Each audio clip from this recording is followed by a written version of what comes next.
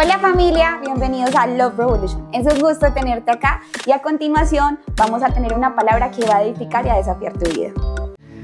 Pero bueno, vamos a comenzar el mensaje de la palabra en la mañana de hoy. Al final voy a orar, así que vamos a romper este lugar con una atmósfera. Y quiero felicitar nuestra casa, porque en esta casa se sabe adorar. Somos una iglesia que adora apasionadamente, somos una iglesia que no adora con religiosidad, y eso merece un aplauso para Dios y para ustedes por ser la clase de iglesia que son. Hace 8 días, contra todo pronóstico, teníamos todo para que el lugar no estuviera lleno, porque estaba el desfile y las 2 reuniones a reventar, como hoy que tenemos la reunión también a reventar. Así que 1000 excusas a aquellos que quedaron de pie. Estamos haciendo todo lo posible para seguir mejorando. Romanos 8:28 es un pasaje muy conocido por todos, el cual dice: y sabemos que Dios hace que todas las cosas cooperen para el bien de quienes lo aman y son llamados según el propósito que Él tiene para ellos. Y sabemos, dice la escritura, que Dios hace que todas las cosas ayuden para el bien de aquellos que amamos al Señor y hemos sido llamados según su propósito. Me acompañan en una pequeña oración. Papito lindo, gracias por este domingo, Señor. Qué regalo, Señor, qué mimo el que tenemos de poder disfrutar un domingo con nuestros amigos, con nuestros hermanos, con nuestra familia de fe. Te doy gracias, Señor, por el privilegio que tenemos de cantar, celebrar, disfrutar tu presencia. La iglesia no es para aguantarla, es para disfrutarla, Señor. Por eso te doy gracias por tu palabra y te pido, por favor, que en estos próximos minutos hables a través de tu palabra, ministres a través de tu palabra, Señor. Nos animes, nos desafíes, nos exhortes, pero sobre todo nos transformes. Te lo pedimos en el nombre de Jesús. Amén y amén. He titulado mi mensaje en la mañana de hoy: cuando lo que Dios hace no tiene sentido. Cuando lo que Dios hace no tiene sentido. Y recordaba una historia de una rana que estuvo en una competencia de atletismo, y dice que la rana, al igual que muchos animales, estaban dispuestos a competir, y no sé por qué razón, pero la rana tenía muchos haters, la rana tenía muchos enemigos. Así que cuando dispararon y todos salieron a competir, la rana salió super mega contra hiper archi extra ultra macro pentaveloz, superaba en velocidad a los demás animales. Y mientras la rana competía, los haters le gritaban groserías, los haters vociferaban insultos, los criticones le decían cosas malas, cosas despectivas a la rana. Pero pareciera que entre más criticaban la rana corría con más velocidad. Al final de unos cuantos minutos, la rana cruza la línea de meta y la rana sale victoriosa como la rana más veloz, la que ganó la competencia. Cuando están haciendo la entrevista en la rueda de prensa, los periodistas tienen curiosidad y llaman al coach y le dicen: ¿qué clase de entrenamiento le das a la rana? Porque entre más la criticaban, entre más la insultaban, entre más la agredían, ella cada vez más tomaba aliento y lograba ser más veloz. El coach sonríe y dice: es que hay un pequeño detalle. La rana es sorda. De modo que cuando la gente está gritando, la rana piensa que la está arengando. Mientras la gente la insulta, la rana interpreta esto como: vamos, ánimo, tú puedes. Y a veces cuando veía esta historia, me daba cuenta que nosotros en la vida nos suele pasar esto. A veces la vida nos trata mal, a veces la vida puede que nos maltrate, nos pisotee. La vida pareciera que muchas veces no se da de la mejor manera, pero lo único cierto es que debemos seguir corriendo la carrera de la vida. Tal vez tú llegaste a este lugar y hoy quizás, probablemente, hay cosas que hoy te sobrepasan a ti. Tal vez vienes con problemas familiares, tal vez vienes con problemas económicos, tal vez vienes con problemas amorosos, tal vez vienes con problemas de salud física, salud mental, y quizás dices que todo esto hoy te está sobrepasando. Hoy pareciera que eso es superior a ti. Así que razón tenía C.S. Lewis cuando dijo: no creo que Dios quiera exactamente que seamos felices. A veces pensamos que en nuestra vida de fe Dios quiere que seamos felices. Entonces, si nos va bien, si estamos felices, si estamos prósperos, interpretamos que eso es la bendición de Dios. Pero mira, como dijo C.S. Lewis, no creo que Dios quiera exactamente que seamos felices. Dios quiere que seamos capaces de amar y de ser amados. Él desea que llegamos a ser maduros. La meta de Dios para nuestra vida no es que seamos felices, es que lleguemos a ser maduros, y puesto que nos hizo maduros, nos ha dado la capacidad de sufrir. Si Dios quiere madurez sobre el cuerpo de Cristo, sobre su iglesia, Él quiere que maduremos, y entonces por ende nos ha dado la capacidad de sufrir. De modo que dice: los golpes de su cincel, que tanto nos hieren o tanto nos duelen, también nos van haciendo perfectos. La meta más loable de nosotros como hijos de Dios es alcanzar no la felicidad, sino la madurez. Por eso la palabra del apóstol Pablo dice en 2 Timoteo 4:7: he peleado la buena batalla de la fe, he terminado la carrera, me he mantenido en la fe. Quiero que medites por un momento en estas declaraciones del apóstol Pablo. He peleado la buena batalla. De modo que la vida no es fácil. Hay que pelear la bendición, hay que pelear la vida, porque he peleado la buena batalla de la fe. He terminado, al igual que la rana, he terminado la carrera. Pero hay un detalle particular: me he mantenido en la fe. Hoy por hoy, cuando miramos nuestra sociedad, la Biblia dice que por haberse multiplicado la maldad, el amor de muchos se enfriará, y muchos se han apartado de la fe. Así que algo muy interesante para recordar hoy es que mantenerse en la fe definitivamente es algo que todos deberíamos practicar. Recuerdo cuando un joven en los Estados Unidos contaba a un pastor la anécdota que siempre uno escucha los testimonios: no, es que yo llegué a la iglesia, pero yo antes era un sicario que asesiné 400 personas, metía marihuana, bazuco, pepas, tú, si me fumaba hasta el cilantro de mi casa, era alcohólico y hacía cosas indebidas, pero para la gloria del Señor ahora le sirvo al Padre y toco el piano en una iglesia, aleluya. Sí, no es Diego Méndez por si acaso. Pero uno escucha ese testimonio, ¿cierto? Uy, tremendo. Este era antes más malo que Malomán y Dios lo transformó. No, este antes era un alcohólico. No, este antes era alguien que fumaba marihuana, que era un drogadicto. No, este antes le pegaba a la mujer. Y uno siente que esos son los testimonios transformadores. Y entonces un joven que siempre creció en la iglesia decía: yo no tengo esa clase de testimonios.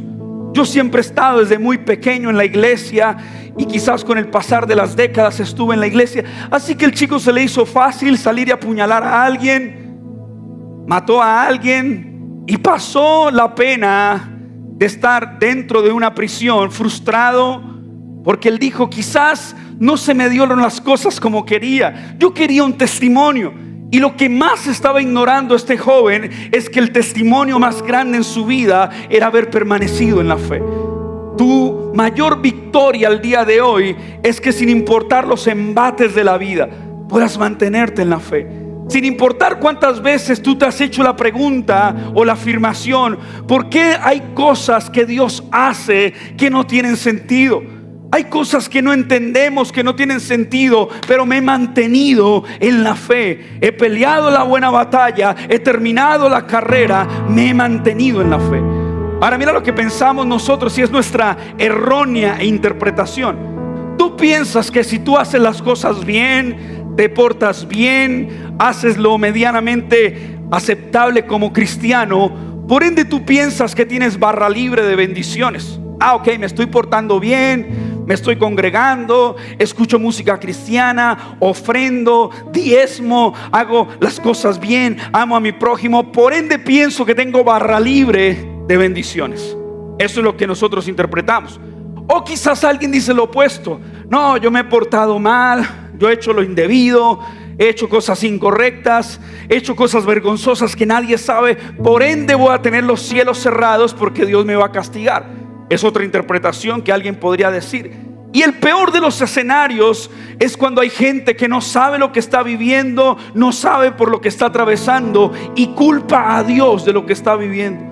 Decimos: Señor, tú no tienes idea de lo que estás haciendo, esto no tiene sentido, tú te pusiste en mi contra, yo soy el guerrero tuyo todos los años, y empezamos a culpar a Dios.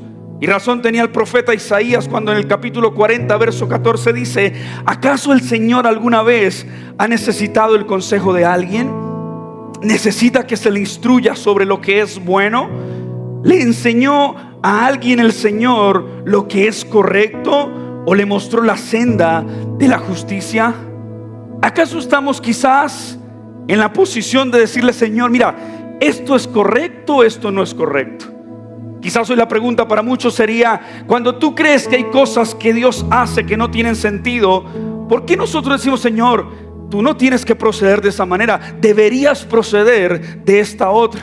Pero ¿acaso nosotros somos los que aconsejamos a Dios de lo que es correcto?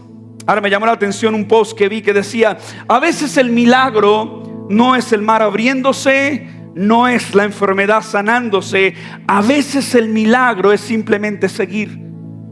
El milagro no es que tú veas las compuertas del cielo abrirse.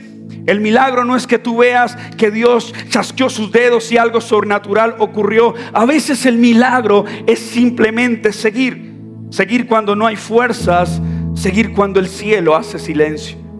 Eso es mantenerse firme en la fe, aun cuando las cosas no tengan sentido. De hecho, me encanta como Sergio Horn, un pastor en Perú, dijo: cuando muchas veces nosotros pedimos un milagro, lo que necesitamos es un proceso. Muchas veces tú pides un milagro, pero tú necesitas un proceso. Y los procesos a nadie les gusta, pero déjame decirte esto: los milagros no maduran a nadie. Y Dios no siempre quiere que seamos felices. Quiero que aprendamos a madurar. Y sé que este mensaje despierta pocos amenes, porque todos queremos lo fácil. Si yo digo, este domingo que viene vamos a orar por milagros, si lo hacemos siempre, tendríamos que cuatriplicar las reuniones del domingo, porque todos quieren un milagro, pero muy pocos quieren un proceso en la vida. Así que los milagros no maduran a nadie. Y en los procesos es cuando nosotros entendemos que Dios está detrás de ellos y que todo obra para bien a aquellos que amamos al Señor. Todas las cosas cooperan, ayudan para bien a aquellos que hemos sido llamados según su propósito. Segunda de Corintios 6:4 dice: con paciencia soportamos dificultades, privaciones y calamidades de todo índole. Quizás con paciencia tú llegaste una mañana como hoy soportando privaciones, dificultades y toda clase de calamidades. Y pienso en cuando eso sucede en nuestra vida, y es ineludible pensar en la vida de Job. Hace 8 días hablé acerca de Saúl y acerca de Sansón, pero permíteme en la mañana de hoy hablarte un poco y recordarte a la vida de Job. Porque cuando veo la vida de Job puedo entender que la fe no se prueba cuando todo tiene sentido, sino cuando nada lo tiene. Te voy a repetir eso una vez más: la fe no se prueba cuando todo tiene sentido, sino cuando nada lo tiene. Job, la Biblia lo describe como alguien próspero. Job estaba bien. De hecho, es tan intachable la descripción que se hace de Job, que aún la escritura dice que cuando Satanás se presentó ante Dios, Dios mismo dice: ¿de dónde vienes? De recorrer la tierra. ¿Acaso has visto a alguien como mi siervo Job? Es intachable. Y comienza elogio tras elogio de Dios sobre Job. Y entonces al diablo se le hace fácil decir: es que él te alaba porque lo tiene todo, él te glorifica porque lo tiene todo. Pero siquiera tócale algo y verás cómo te maldice, cómo reprocha, cómo su fe se va en declive. Y me fascina quizás escuchar la historia porque sé cómo termina, pero Dios le dice en pocas palabras, en un argot popular: pues haga lo que se le da la reverenda y regalada gana, diablo, pero no le toque la vida. Y entonces el diablo comienza a traer un montón de cosas sobre la vida de Job. Es más, cosas que Dios permitió, porque hay cosas que Dios hace que no tienen sentido. Así que el Job próspero ahora comienza a pasar por procesos de dificultad, comienza a pasar desafíos, comienza a pasar pruebas. Y me encanta porque en medio de esos desafíos, en Job capítulo 1, verso 21, Job se empieza a ver quebrado, amargado, frustrado, con la calamidad, con el duelo. Y Job dice: si Jehová dio, Jehová quitó, sea el nombre de Jehová bendito. ¿Te puedes imaginar que un tipo que hace las cosas bien, se supone que tiene barra libre de bendiciones, y el tipo que lo hace bien no tiene barra libre de bendiciones como Job, empieza a sentir desafíos? Su esposa lo observa, porque quién mejor que ella para conocerlo, y dice: espera, esto no tiene sentido. hay cosas que no tienen sentido. Tú has hecho las cosas bien para Dios y Dios ha permitido la calamidad, Dios ha permitido el duelo, Dios ha permitido el dolor, Dios ha permitido que este proceso tan fuerte te golpee. Maldice a tu Dios y muérete. Y Job dice con una serenidad: mujer, no actúes como necia, porque si de Jehová recibimos lo bueno, ¿acaso no hemos de recibir lo malo también? Me impresiona la serenidad con la que Job le responde a su esposa: si de Dios recibimos lo bueno, ¿acaso no hemos de recibir lo malo también? Y entonces el Job prosperó. Ahora pasó por las pruebas, por los procesos, y como si fuera poco, quienes le rodeaban, sus amigos, en lugar de alentarle, en lugar de animarle, lo empezaron a criticar. Sé que tienes probablemente amigos que en algún momento, cuando las cosas no se te dieron, comenzaron a murmurar entre sí: ¿quién sabe qué malo estará haciendo? ¿Quién sabe qué cosas estará haciendo y que nadie lo sabe? Por eso le está yendo como le está yendo. Y los amigos de Job comienzan a recriminar lo que está pasando, lo que está viviendo. Y en Job capítulo 13, verso 15, Job hace una declaración brillante: aunque me matare, en él esperaré. Eso suena como el Chapulín Colorado: primero muerto antes que perder la vida, ¿cierto? Pero Job está diciendo: yo no entiendo nada, hay cosas que no tienen sentido, pero aunque me mataren, en él esperaré. Y empieza no a quejarse por lo que están diciendo sus amigos. Comienza a buscar la respuesta de Dios en medio de lo que está viviendo, y la respuesta de Dios llega. Job comienza a hacer preguntas, Dios comienza a responder con preguntas, y en medio de todo lo que está pasando, Job a una vez más puede declarar en el capítulo 19, verso 25, yo sé que mi Redentor vive y que del polvo me levantará. Job es un tipo brillante porque en medio de la prueba, en medio del proceso, empieza a declarar: yo sé, tengo una convicción de que mi Redentor vive y que del polvo me levantará. Y Dios comienza entonces a restaurar a Job. La historia no termina en tragedia. De hecho, la historia dice que terminarás con mucho más de lo que antes tenías. Y viene un detalle particular, un detalle no menor, y es que Dios no restauró a Job cuando se quejó, sino cuando oró por otros. Si hay algo que hoy tendríamos que hacer un detox en nuestra vida, es la quejabanza. Yo me di cuenta un día que me levantaba en las mañanas y mi esposa me decía: ¿descansaste? Y yo: no, me duele la espalda. Día siguiente: ¿descansaste? No, amanecí con tortícolis. ¿Descansaste? No, me duele el pelo. ¿Descansaste? No, me durmió la mano. Sí. Y yo me di cuenta que todos los días me estaba quejando. Yo dije: yo tengo que hacer un detox y cambiar, porque muchas veces en la vida tenemos quejabanza en lugar de alabanza. ¿Te has encontrado esas personas que tú le dices: ¿cómo estás? Ahí vamos. Y uno dice: uy, no. ¿Y cómo van las cosas? En la prueba. ¿Y cómo va usted?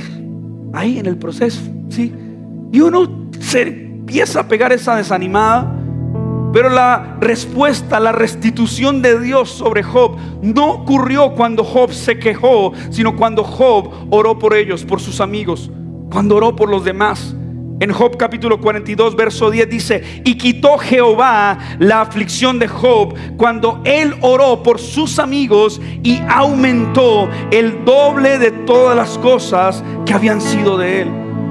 O sea, cuando él decide no quejarse, cuando él decide decir: sabes, no me importa si lo que he vivido no tiene sentido, yo voy a bendecir a los demás, voy a tener alabanza sobre mis labios. Entonces Jehová quitó la aflicción de Job y le devolvió el doble de bendiciones que había sobre su vida. Yo quiero recordarte una palabra que Dios marcó a esta iglesia. Zacarías 9:12 dice que por cada dificultad que has tenido en la vida, Dios prometió restituirte el doble de bendiciones. Vamos, a alguien que lo puede creer para su vida.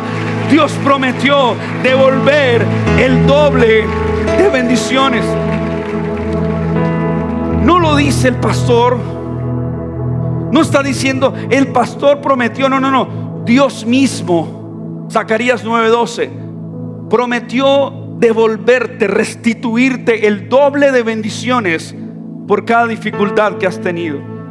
Así que en lugar de hacer un checklist y llorar por cada dificultad, haz un checklist y cuenta cada una de tus dificultades, porque Dios dice que por cada una de ellas te devolverá el doble de bendiciones. Yo creo que alguien lo tiene que creer para su casa, para su matrimonio, para su familia.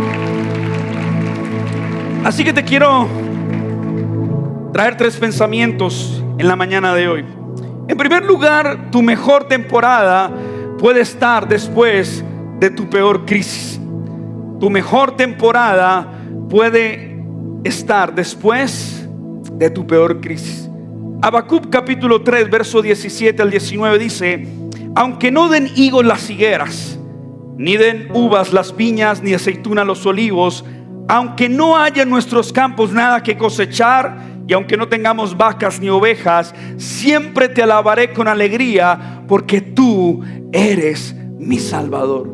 Aunque la higuera no florezca, aunque no hayan uvas en los viñedos, aunque no haya aceite, aunque no tenga ganado, aunque no tenga que comer, aunque no tenga que cosechar, dice una versión, aún así me alegraré en el Señor. Aún así he decidido intencionalmente alegrarme en el Dios que tengo, porque sé que mi mejor temporada puede estar después de mi peor crisis.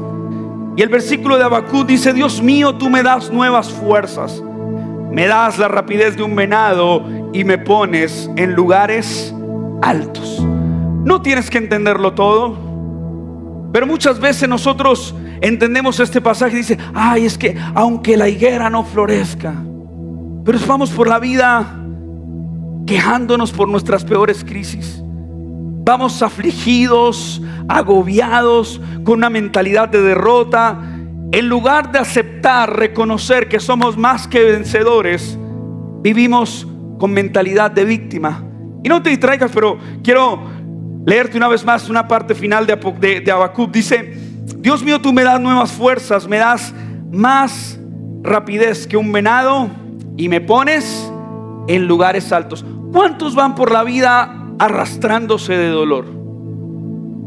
¿Cuántos van por la vida así? Soy un pobre diablo, se dice que se me ha visto por la calle vagando, sí.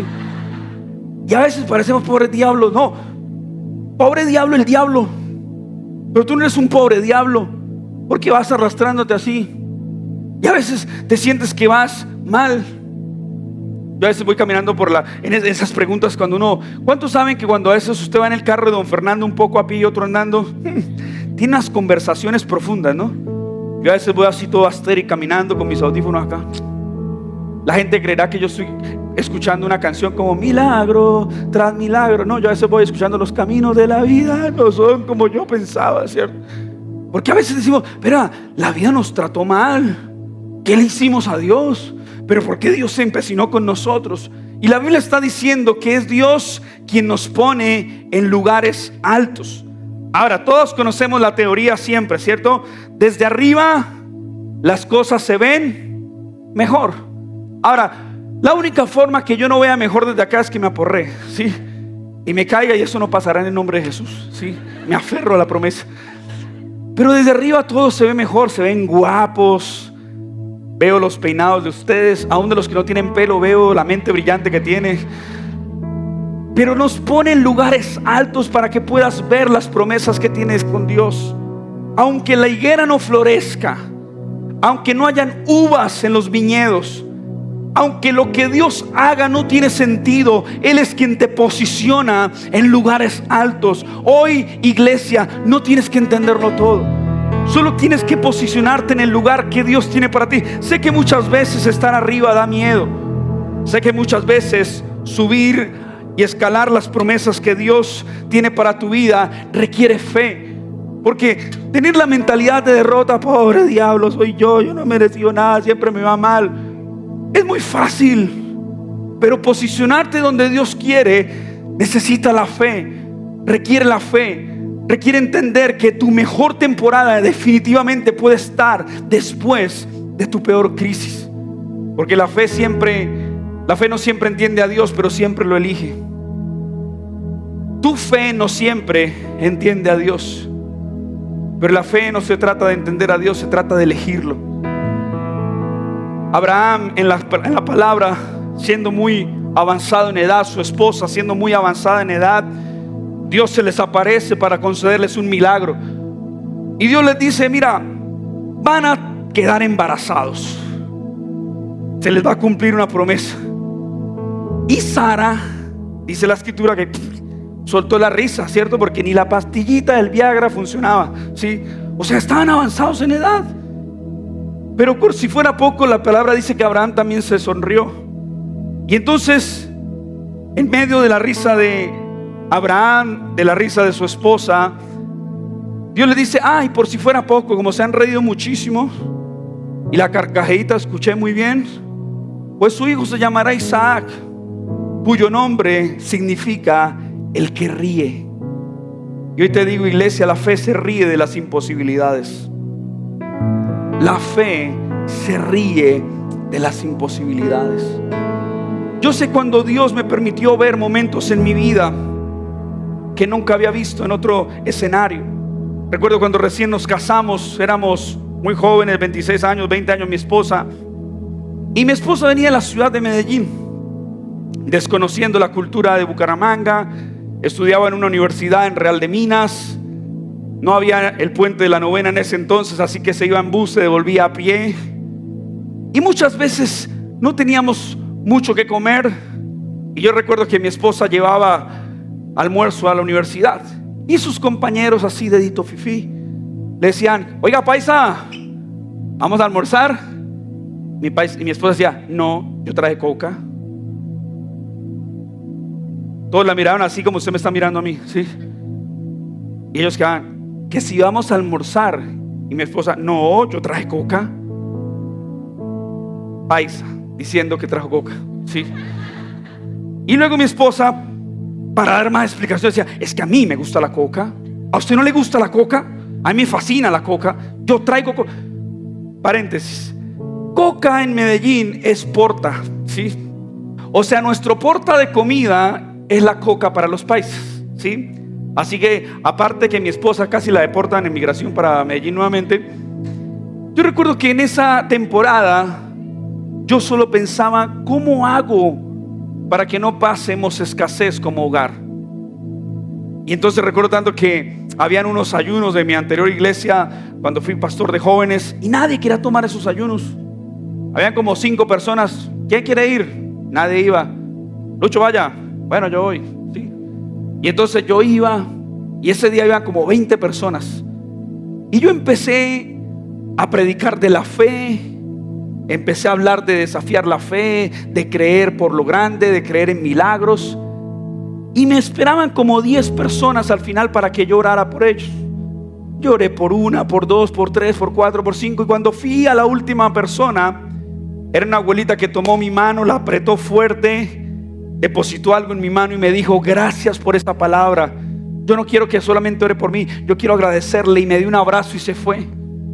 Yo me devolví a la casa a pie, en el carro de don Fernando, un poco a pie y otro andando. Y cuando llego yo digo: ¿y ahora qué le voy a dar almuerzo a mi esposa? Si mi esposa ese día no llevó coca, sí. Y yo solo pensaba: ¿y ahora? Y yo tenía mucha teoría, ¿cierto? Cuando tú te metes en los negocios del Padre, Dios te respalda. Y entonces yo decía: si te ocupas de los negocios de Dios, Dios se ocupa de los tuyos. Aleluya, gloria a Dios. Usa la manga larga, ramo pela la papaya, ¿sí? Y yo todo eso lo tenía claro. Entonces yo le dije: bueno, aunque no tenga que comer, aunque la higuera no florezca, pues entonces yo voy a orar por las peticiones que me dejó esta hermanita. Y yo en mi cabeza pensé que lo que la hermanita me había dejado en la mano era una petición de oración. Y cuando yo saco de mi bolsillo la supuesta petición de oración, era un billete de alto calibre. Yo miré la cara de ese billete y le dije: aún ni siquiera te tengo y ya tengo miedo de perderte, amor. Y yo pensé en el almuerzo. Yo dije: ay, el almuerzo. Así que compré el almuerzo, quedé como un Chayan Emilio delante de mi esposa. Pero el almuerzo se agotaba porque ese dinero se iba a agotar. Y la semana siguiente me dijeron, ¿quién va a ir al ayuno? Yo. Siento de Dios que yo voy a ir a predicar. Ese día habían como 10 personas y yo me bajé. Las 10 personas estaban esperando oración. Y yo dije, el truco está en la última. Entonces yo, bendícela, bendícela, bendícela. Suéltale el nombre de Jesús. Yo quería llegar rápido a la última persona, porque en la última persona estaba la bendición. Esa señora tenía como orden de captura en 3 cementerios. Me tuvo como hora y media contándome sus tragedias y sus problemas, y me despachó limpio para la casa. Y cuando yo voy llegando, yo digo, ¿y ahora qué voy a hacer? Recuerdo tanto, y no le estoy mintiendo, que cuando llego, un vecino me dice, usted es pastor, ¿cierto? Mira, es que le dejaron esta caja. Y yo he contado muchas veces el testimonio, era una caja de mercado. Y yo le digo a mi esposa, pero tú, ¿por qué le dijiste a la gente que estábamos pasando necesidad? Y mi esposa me dice, yo no le dije a nadie. Y me percaté que Dios estaba en el detalle de saber lo que la escritura nos recuerda a diario. Miren las aves del cielo. Ellas no trabajan, no siembran, pero ciertamente Dios mismo cuida de ellas. Dios mismo las alimenta. Y entonces entendí que mi mejor temporada estaba detrás de mi peor crisis, y que empecé a ver milagros de Dios de una forma disruptiva que antes no lo había visto. Recuerdo tanto que llegué a un lugar a dar una conferencia, era una fábrica de calzado, y me entregan un par de zapatos, y mi esposa los había visto por las redes sociales. Yo llego y se los entrego, y me dice, ¿y cómo sabías que eran los zapatos que yo quería? Yo miré hacia el cielo y dije, ¿será que le robó el crédito a Dios? ¿Sí? Fingí ser espiritual y le dije, discernimiento. ¿Sí? Pero Dios me estaba enseñando un milagro a través de un detalle. Y nunca olvides esto que te estoy diciendo. Empecé a ir a lugares donde cada vez me entregaban cosas diferentes, y entendí que lo que Dios quería es que entendiera este texto de Habacuc. Aunque la higuera no florezca, aunque no haya viña, aunque no haya que cosechar, aunque no haya que comer, yo sé que el Señor nos posiciona en lugares altos, para que veamos que lo que es una peor crisis en lugar es la antesala a nuestra mejor temporada, hacia lo que Dios tiene prometido para nosotros. Y lo vi obrar, vi sus milagros de una forma increíble.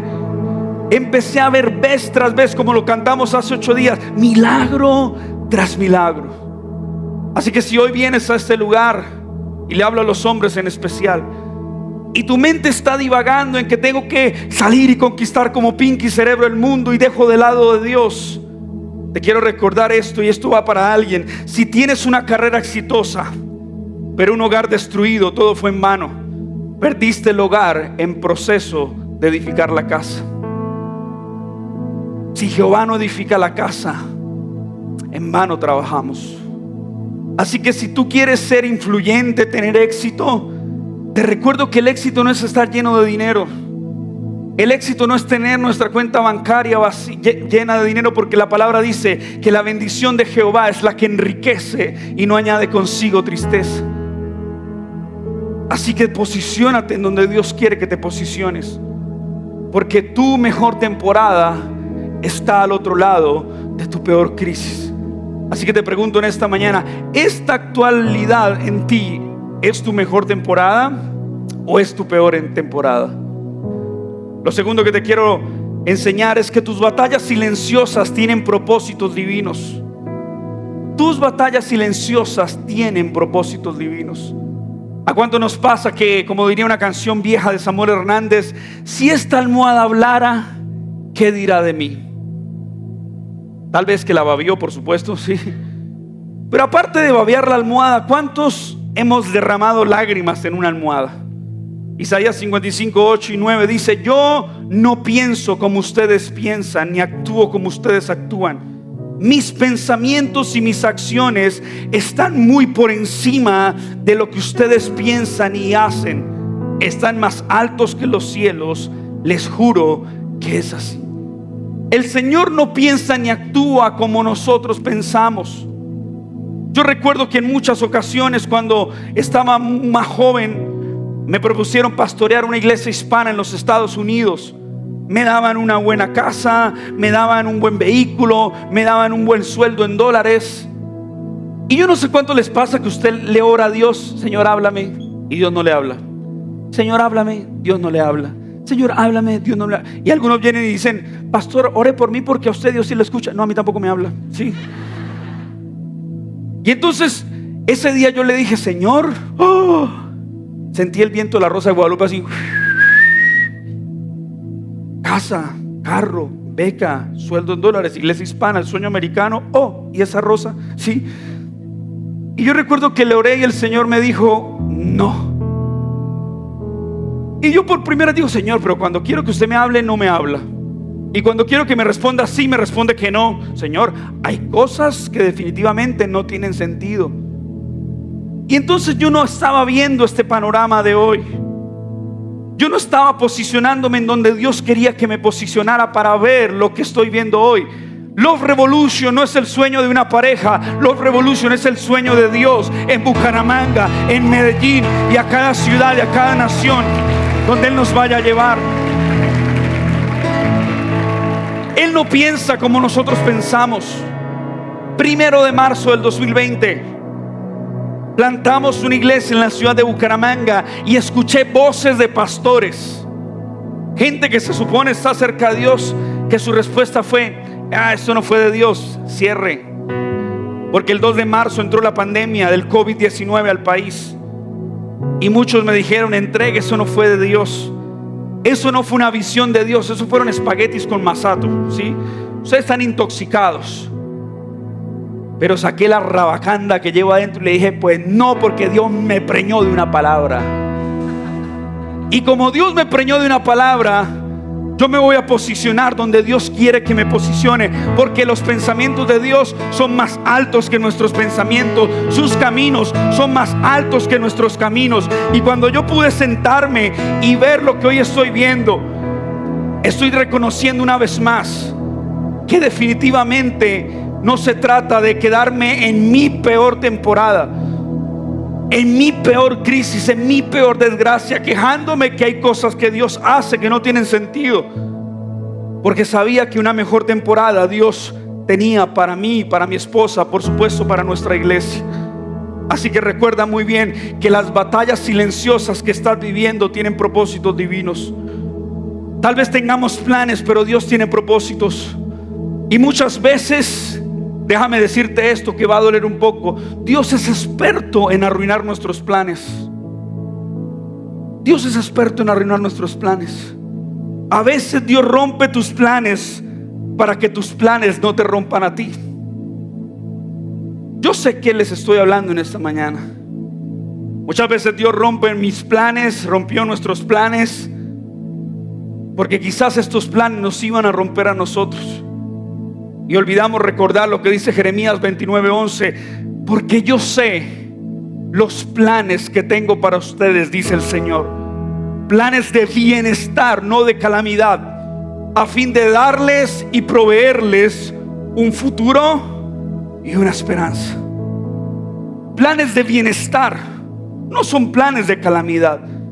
Así que da gloria a Dios aun cuando no entiendas, cuando Dios te arruina los planes, cuando Dios te rompe los planes para que esto no te rompan a ti.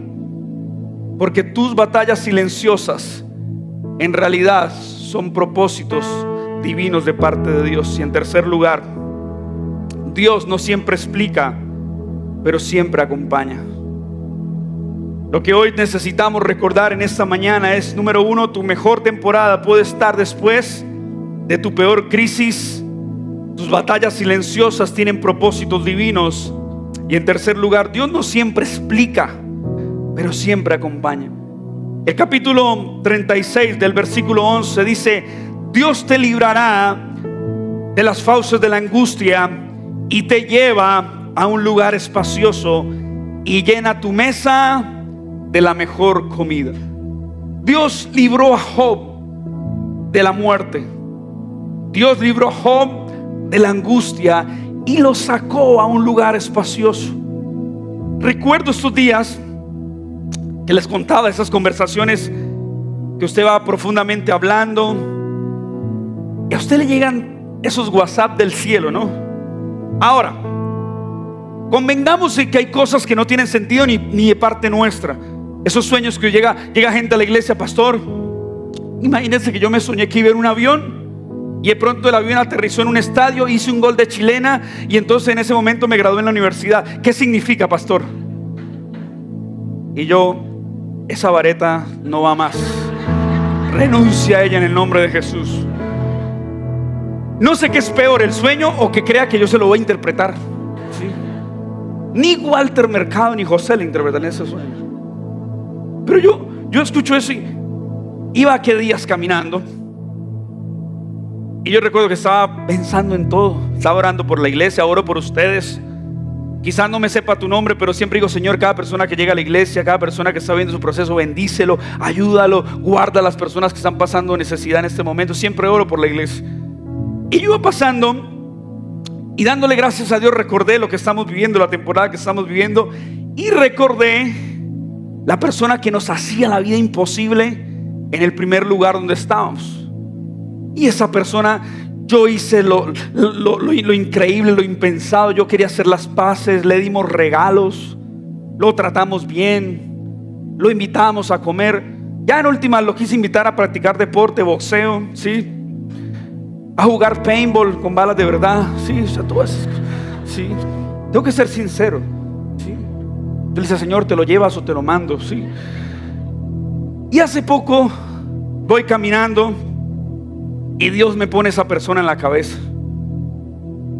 Y yo le digo: Señor, ¿por qué me arruinó el día? ¿Qué pasa, Señor? O sea, de una vez me dio así como reflujo.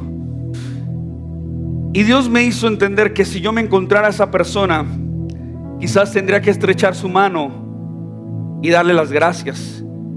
Porque como el pueblo de Israel, cuando el pueblo de Israel, entre más los oprimían, ellos más se multiplicaban. Más los oprimían, más se multiplicaban. Más los oprimían, más se multiplicaban. Yo quiero recordarte que en medio de tu aflicción, en medio de tu dolor, entre más el enemigo te oprima, más te vas a multiplicar, más vas a reclamar lo que Dios te entregó. Si hay alguien en esta casa que lo pueda creer, más de Dios sobre tu vida. Y entonces recordé cuando en Job dice: no solo te libré de las fauces de la angustia, sino que te llevé a un lugar espacioso. Hay cosas que ya venían quedando angostas en ti. Así que a veces lo que parecía pérdida es solo un espacio para lo nuevo de Dios. A veces lo que parecía pérdida en tu vida es solo un espacio para lo nuevo de Dios. Ay, es que mi ex me abandonó. A veces el amor de tu vida llegará después del error de tu vida. Quizás es simplemente que Dios alejó a tu ex por la respuesta a nuestras oraciones y líbranos de todo mal. Amén. Sí. A veces lo que parecía pérdida en tu vida es simple un espacio para el nuevo de Dios. Así que aprende a descansar en Dios. Yo sé que no es fácil descansar en Dios. Nos encanta estar más atribulados. Nos encanta estar más con dramas en la vida, quejándonos de la vida. Pero mira como dice Isaías 40:11, que el Señor alimentará su rebaño como un pastor. Llevará en sus brazos los corderos y los mantendrá cerca de su corazón. Guiará con delicadeza las ovejas con sus crías. El Señor te guía como un buen pastor y hace que con delicadeza puedas sentir su compañía, su dirección. De modo que Dios no siempre explica, pero siempre acompaña. Permítame recordarte esto en línea aquí presentes. Yo no puedo ser tu Mesías, no lo soy. Yo no di mi vida por ti, no puedo ser tu Salvador. Cuando tienes un encuentro con Jesús, Él lo transforma todo, Él lo cambia todo. Y no siempre te explica, pero siempre te acompaña. Te guía como un pastor. En sus delicados brazos te pastorea, te cuida. Recuerda el salmo más famoso de la escritura, Salmo 23, que dice que el Señor es nuestro pastor y nada nos faltará. Una versión dice: el Señor es mi pastor, tengo todo lo que necesito. En verdes pastos me hará descansar. Él renueva mis fuerzas. Me conduce a aguas tranquilas. Y aun cuando pase por el valle de sombra de muerte, no temeré mal alguno. no temeré mal alguno. Aun cuando pases por el valle de sombra de muerte, no ha de temer tu corazón. Aun cuando creas que Dios hace cosas que no tienen sentido, vamos, no tienes que entenderlo todo. Dios no siempre explica, pero siempre acompaña.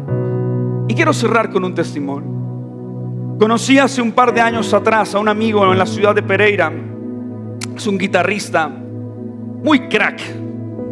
Tiene una hermosa esposa. Si están viendo la transmisión, aquí les va su testimonio. Y junto a su esposa comenzaron a experimentar la bendición de conocerle, la bendición de seguir su caminar. Y en medio de experimentar bendición tras bendición, comenzaron a vivir un declive en su salud. Él particularmente comenzó a pasar momentos difíciles en enfermedad, momentos donde habían sentencias de muerte sobre él. Y el año pasado y a principio de este año estábamos con mi esposa en la ciudad de Medellín y tenemos una familia amiga muy especial. Nos dije, vamos a orar por él, está muy mal Andrés. Y empezaron a hablarme acerca de su diagnóstico no favorable. Tenía incluso que ser sometido a un procedimiento de una operación en la espalda, pero corría el riesgo de quedar paralítico o de fallecer. Cada situación llevaba su salud en declive. Es más, me cuenta él que su propia mamá asistía a visitarlo de negro porque sentía que estaba viviendo el previo al duelo, el luto de que iba a perder a su hijo, porque el diagnóstico médico no daba esperanza, no daba expectativas. Y entonces, en medio de sentir el declive de la fe, su esposa, que la Biblia describe a las esposas en Proverbios 18:22 como muestras del favor de Dios, estaba orando por él. En uno de los procedimientos a él lo intervienen y le afectan el uréter. Y dice él que derramó más de 2 litros de orina sobre su cuerpo, de modo que la orina se le desplazó por su cuerpo. Él comenzó a hincharse, comenzó su cuerpo a deformarse y él estaba muy mal. Y entonces, previo a una importante operación, a él comienzan a intervenirlo, lo sedan. Y hay algo muy poderoso que te voy a enseñar. Dice él que cuando estaba en la habitación solo, él comienza a sentir como una atmósfera sobrenatural comienza a pasearse por la habitación de esa recámara, por ese cuarto de hospital. Y dice él que sintió como alguien tocó su brazo en señal de compañía. Y él dijo, wow, Dios está aquí, Jesús está aquí. Y él comienza a sentir paz, comienza a ver con sus ojos como un velo pasearse por toda la habitación. Y él comienza a sentir fe y dice, Dios está aquí. Comienza a ver un velo blanco interminable. Comienza a ver un velo blanco que se pasea de arriba a abajo, por todo el lugar se pasea. Y él dice, sí, Dios está aquí.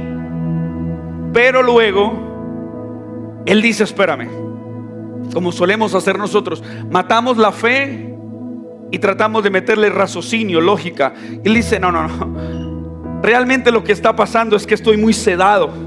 Estoy alucinando. Y entonces cree él la confirmación de estar alucinando cuando, en medio de ver los velos moviéndose por la habitación, él comienza a ver a Jesús de espalda con una cabellera desordenada.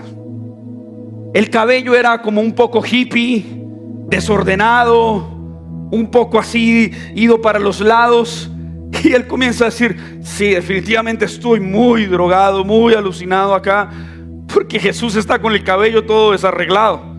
Y cuando finalmente Jesús, lo que él está interpretando, está por salir, él nota un detalle no menor, y es que el Jesús que sale de la habitación, o el que él pretende Jesús, sale con unos Converse de color rojos. Paréntesis, mi amigo es obsesionado con las Jordan. Le encantan este tipo de tenis. Y entonces yo escucho el testimonio, lo interrumpo y le digo, ¿cómo es Dios? Oiga, como a usted le gustan los tenis, Dios le mandó un ejemplo con tenis también. Y él me dice, no, pastor, pues espérame, es que a mí no me gustan los Converse, me parecen feos. Y yo, para quedar bien, le dije: a mí también, sí. Feos zapatos. Pero sí, tampoco me gusta. Y entonces yo sigo escuchando y digo: pero ¿para dónde va este testimonio? Y entonces él dice que cuando logra calmar el efecto del estar sedado, llega la esposa y él le dice: oye, amor, imagínate lo que me pasó. O sea, yo empiezo a sentir como que Dios se pasea por este lugar, como me toca el hombro, como que todo está tranquilo, como que todo está en orden, como que no me voy a morir, como que las cosas van a mejorar. Y luego me doy cuenta que en realidad estaba alucinando, porque vi a Jesús con el pelo todo desbaratado, todo hippie, y es que con unos zapatos rojos. Y la esposa le cambia el semblante. ¿Qué? Sí. Es que con unos Converse rojos, y a mis zapatos ni me gustan. Y ella le dice, porque es paisa, le dice: ¿vos recordás cuál fue la primer camiseta de merch cristiano que tú compraste cuando te convertiste al Señor? Y él dice: no. Y ella va, busca la camiseta y le dice: cuando tú diste tu sí a Jesús, tu primer camiseta con mensaje cristiano es esta. Y ahí está, si puedes atenuar un poco la luz. Esta es la foto de la camiseta. Esta no es una imagen, es la foto tomada con el celular de la camiseta. Y entonces cuando yo escucho este testimonio digo: wow, cómo es increíble el Dios que tenemos, que se fija en los detalles. Y recordé en mi cabeza lo que dice el Salmo 4 versículo 6: ¿quién nos mostrará tiempos mejores? Y yo quiero soltar esta palabra sobre tu vida en esta mañana. ¿Quién te mostrará tiempos mejores? Quizás no lo sé, pero haz que tu rostro, Señor, sonría sobre nosotros. Y hoy en esta mañana creo que en medio de hacerte tantas preguntas de cuándo vendrán los tiempos mejores, en vez de eso, di: Señor, haz que tu rostro sonría sobre nosotros. No es casualidad lo que mi amigo experimentó.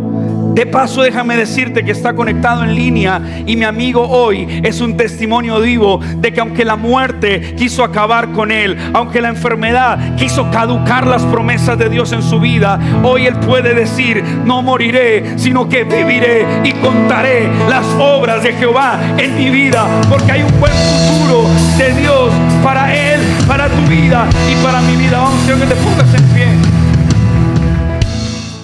Iglesia, gracias por haberte conectado. Esperamos que este mensaje haya sido de edificación para tu vida. Gracias también por tus donaciones, porque a través de eso podemos extendernos como iglesia. Así que en una próxima ocasión nos veremos y esperamos que este mensaje esté llegando a tu corazón. Chao, chao.